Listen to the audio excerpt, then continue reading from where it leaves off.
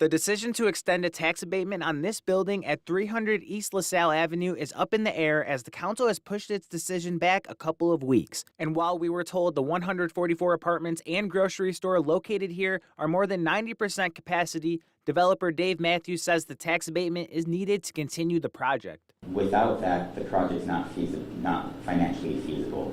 We are full, but the project doesn't produce enough cash to pay the interest, operating expenses, and $440,000 a year in property taxes. Matthews says the COVID-19 pandemic and construction taking place on LaSalle created delays which played a part in the predicament that they're in. It was a decision like, do we push and open before the road closes and meet our deadline?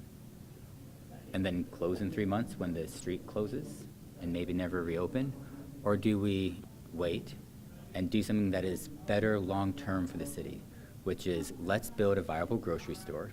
Matthews argues the council has done this type of extension for 14 other projects, but some members say there needs to be a certain bar met by these developers, which in their eyes, Matthews hasn't reached. The developer has unpaid property taxes, not only on this building, but on other buildings, totaling over $600,000. There's code enforcement fines of approximately $100,000, and there's an $18,000 water bill that hasn't been paid since late of 2023 for the building. And while Matthews also deals with the City Redevelopment Commission suing him for missing deadline in the building, he hopes the decision on the abatement is just that, or he believes the grocery store is as good as gone. I don't see how the grocery store could stay open. It'll be very expensive for the investors in the project. It'll kind of create a vacuum in that part of the East Bank that's going to be scary and unpleasant, and probably try to avoid thinking about those consequences.